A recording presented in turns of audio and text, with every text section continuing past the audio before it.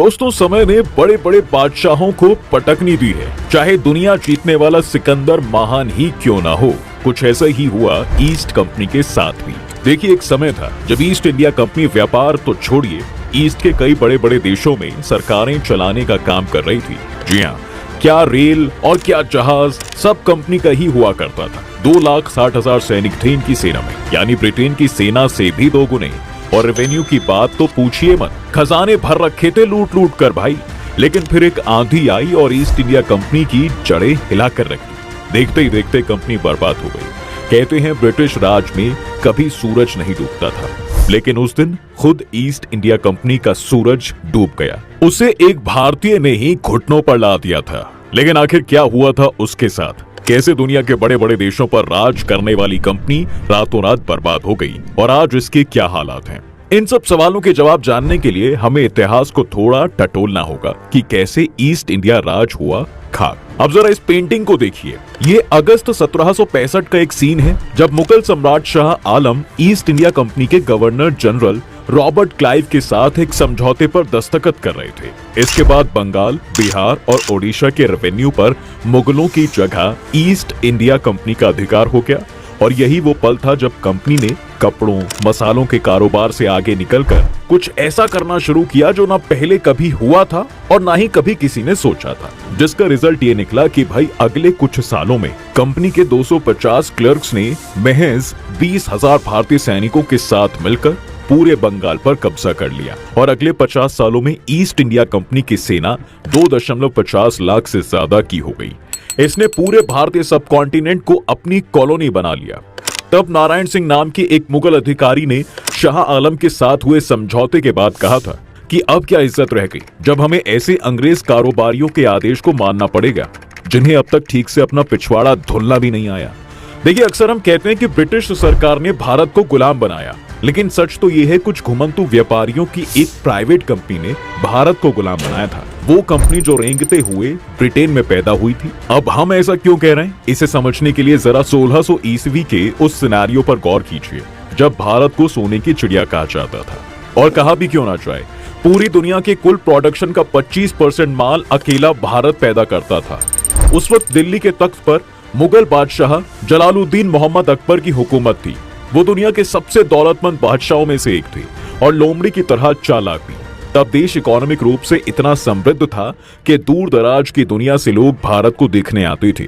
ठीक इसी वक्त ब्रिटेन में क्वीन एलिजाबेथ फर्स्ट का शासन था और वो सिविल वॉर से उभर रहा था। उसकी इकोनॉमी खेती बाड़ी पर डिपेंड थी। ये दुनिया के कुल प्रोडक्शन का महज 3% माल ही तैयार कर पाता था। उस वक्त यूरोप की पुर्तगाल और स्पेन जैसी प्रमुख शक्तियां व्यापार में ब्रिटेन को पीछे छोड़ चुकी थी। व्यापार के रूप में तो ब्रिटेन के समुद्री लुटेरे पुर्तगाल और स्पेन के व्यापारिक जहाजों को लूटकर ही सेटिस्फाइड हो जाते थे। तभी घुमंतु ब्रितानी व्यापारी राल्फ फिच को Indian ocean, Mesopotamia, Persian gulf और साउथ ईस्ट एशिया की बिजनेस ट्रिप्स करते हुए भारत की समृद्धि के बारे में पता चलता है। ऐसे में राल्फ फिच ने भारत की यात्रा की। उससे मिली इंफॉर्मेशन के बेसिस पर जेम्स लैंकेस्टर ने ब्रिटेन के 200 रूसकदार व्यापारियों को एकजुट किया और 31 दिसंबर 1600 को एक नई कंपनी की नींव डाली, जिसका नाम पड़ा ईस्ट इंडिया कंपनी। इस कंपनी को ब्रिटेन की महारानी से ईस्ट एशिया में व्यापार का एकाधिकार प्राप्त हुआ। इधर भारत में 1605 ईस्वी में मुगल बादशाह अकबर की मृत्यु हो चुकी थी।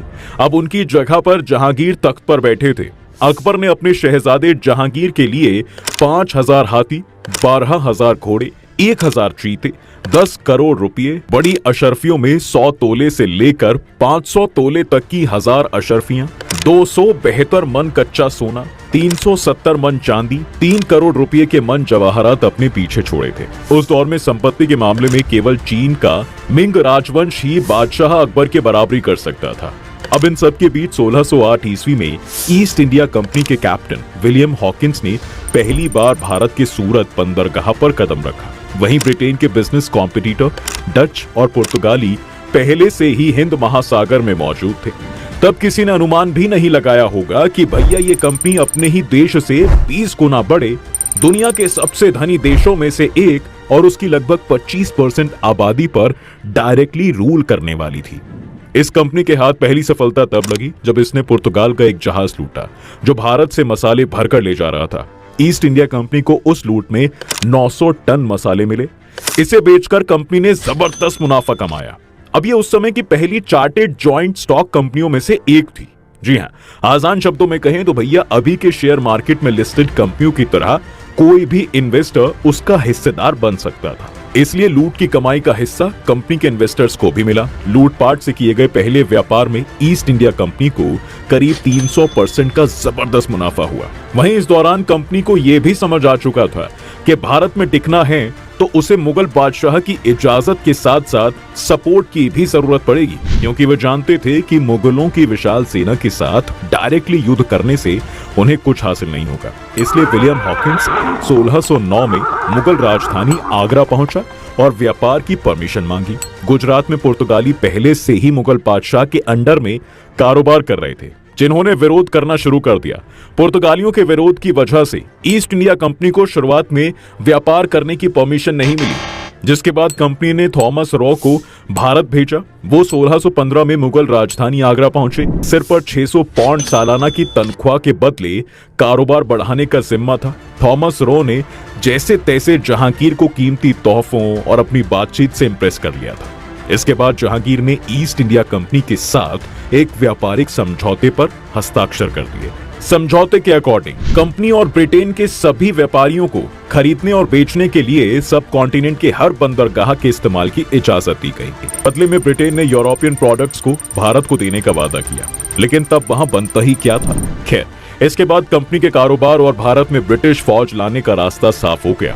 शुरुआत में कंपनी चांदी के बदले भारत से चाय, मसाले, रेशम, कपास, गुड़ का शीरा, कपड़ा और खनिज ले जाती थी और उसे विदेशों में बेचकर बड़ा मुनाफा कमाती थी। खास तौर पर ढाका के मलमल की ब्रिटेन में बड़ी मांग थी। जी हाँ, कंपनी जो भी चीज खरीदती उसका मूल्य चांदी देकर चुकाती, जो उसने 1621 से लेकर 1843 तक स्पेन और संयुक्त राज्य अमेरिका में दासों को बेचकर जमा किया था। करीब 5 दशक तक ऐसा चलता रहा, लेकिन वो अकेले ऐसे नहीं थे जो चांदी के बदले सोना कमा रहे थे। ईस्ट इंडिया कंपनी के कॉम्पिटिटर के रूप में पुर्तगाली और फ्रांसीसी भी भारत में जड़े जमा कर बैठे थे। यही बात ब्रिटेन के गले से तले नहीं उतर पा रही थी। ऐसे में इनसे कंपटीशन करने के लिए 1670 में ब्रिटिश सम्राट चार्ल्स सेकंड ने ईस्ट इंडिया कंपनी को विदेश में जंग लड़ने और कॉलोनी बनाने का अधिकार दे दिया, और ये कंपनी के लिए एक अहम फैसला साबित हुआ। कंपनी ने अपने कॉम्पिटिटर को हराकर बंगाल के कई क्षेत्रों पर कब्जा जमाना शुरू कर दिया। 1686 में तो ब्रिटेन से सेना बुलाकर वो मुगलों से भी भिड़ गए। जी हाँ, हालांकि इसमें कंपनी की बुरी तरह हार हुई, जिसके बाद औरंगजेब ने ईस्ट इंडिया कंपनी के तमाम फैक्ट्री आउटलेट्स की घेराबंदी करवा दी। तब ब्रिटिश सरकार ने अपने अधिकारियों को भेजकर औरंगजेब से माफी मांगी। इसके बाद ही उन्हें वापस बिजनेस की इजाजत मिल सकी। लेकिन 1707 में औरंगजेब के निधन के बाद सारा गेम ही पलट गया। देखिए, सभी नवाब अपनी अपनी ताकत दिखाने लगे। ईस्ट इंडिया कंपनी एक नवाब के खिलाफ दूसरे की मदद करने लगी और अपनी ताकत बढ़ाती रही। कंपनी ने इन सर्कमस्टांसेस का फायदा उठाते हुए लाखों की संख्या में स्थानीय लोगों को सेना में भर्ती करना शुरू कर दिया, जिसने प्लासी की जंग को जन्म दिया। दरअसल बंगाल के नवाब सिराजुद्दौला ईस्ट इंडिया कंपनी के सैनिक बढ़ाने से खफा थे, जिसके चलते 23 जून 1757 प्लासी में ईस्ट इंडिया कंपनी और सिराजुद्दौला के बीच जंग हुई। नवाब के सेनापति Mir Jafar East India company से मिले हुए थे, जिसे नवाब बनने की बहुत चाहत थी। करीब 50,000 सैनिक, 500 हाथी और 50 तोपों से लैस सिराजुद्दौला की सेना ईस्ट इंडिया कंपनी के महज 3,000 सैनिकों से हार गई, जिसके बाद मीर जाफर को बंगाल की गद्दी मिलती है, लेकिन उसकी कमान अंग्रेजों के हाथ में थी। मीर जाफर ने कंपनी से पीछा छुड़ाने के लिए डच सेना की मदद ली, लेकिन वो हार गए। इसके बाद बंगाल प्रांत के टैक्स कलेक्शन की कमान ईस्ट इंडिया कंपनी के हाथों में चली गई। तब बंगाल में आज का पश्चिम बंगाल, बिहार और ओडिशा शामिल थे। इसकी राजधानी मुर्शिदाबाद थी, जिसकी चकाचौंध लंदन से भी कहीं ज्यादा थी। तो भैया, इस जीत ने कंपनी के बिजनेस मॉडल को बदल के रख दिया। अब तक जो कंपनी मुनाफे के लिए व्यापार करती थी, उसका पूरा फोकस टैक्स कलेक्शन पर हो गया। 1784 में ब्रिटिश संसद ने इंडिया एक्ट पारित कर दिया, जिसके बाद भारत की धरती पर ब्रिटिश साम्राज्य का शासन हो गया। वहीं जब कंपनी को लगने लगा कि कठपुतली नवाब अब काम नहीं आएंगे, तो उसने मीर जाफर की मौत के बाद बंगाल को डायरेक्ट अपने कब्जे में ले लिया। इसके बाद मुगल सम्राट ने कंपनी को बंगाल का दीवान बना दिया, यानी इसके बाद कंपनी बहादुर अस्तित्व में आया। लेकिन अंग्रेजों के सामने अब भी दो बड़ी चुनौतियां थीं। साउथ में टीपू सुल्तान और विंध्या के साउथ में मराठा। टीपू सुल्तान ने फ्रेंच व्यापारियों से दोस्ती करके सेना को आधुनिक बना दिया था। वहीं मराठा दिल्ली के जरिए देश पर शासन करने का सपना देख रहे थे। कंपनी ने टीपू और उनके पिता हैदर अली से 4 युद्ध लड़े, लेकिन 1799 में टीपू श्रीरंगपट्टनम की जंग में हार जाते हैं। इसी तरह पानीपत की तीसरी लड़ाई में हार के बाद मराठा साम्राज्य टुकड़ों में बंट गया। इसके बाद 1819 में अंग्रेजों ने पेशवा को पुणे से लाकर कानपुर के पास बिठूर में बिठा दिया। अब इसी बीच देखिए पंजाब उनके लिए बड़ी चुनौती बनकर उभरा था। महाराजा रणजीत सिंह जब तक रहे तब तक उन्होंने अंग्रेजों की दाल नहीं गलने दी, लेकिन 1839 में उनकी मौत के बाद हालात बिल्कुल बदल गए। 2 लड़ाइयां और हुई और 10 साल बाद पंजाब भी अंग्रेजों के हाथ में आ गया। इन सब के बीच 1848 में लॉर्ड डलहौजी विलय नीति लेकर आए। इसके तहत जिस शासक का कोई पुरुष उत्तराधिकारी नहीं होता था, उस रियासत को कंपनी अपने कब्जे में ले लेती थी। इस तरह से अंग्रेजों ने सतारा, संबलपुर, उदयपुर, नागपुर और झांसी पर कब्जा जमा लिया, जिसने 1857 की क्रांति के बीज बोए। सीताराम पांडे ने फ्रॉम सिपोई टू सूबेदार मेमोयर में लिखा है कि सबको लग रहा था कि अंग्रेज भारतीय धर्मों का सम्मान नहीं करते। नाराजगी तो थी, लेकिन जब यह खबर आई कि नई बंदूकों के कारतूसों पर गाय और सुअर की चर्बी का लेप है, तो इसने सिपाहियों की नाराजगी को क्रांति की शक्ल दे दी, जिसके चलते मंगल पांडे को फांसी पर चढ़ा दिया गया। वहां से उठी चिंगारी ने झांसी, अवध, दिल्ली, बिहार में क्रांति को हवा दी। रानी लक्ष्मीबाई, बहादुर शाह जफर, नाना साहिब आदि ने मिलकर एक साथ बगावत कर दी।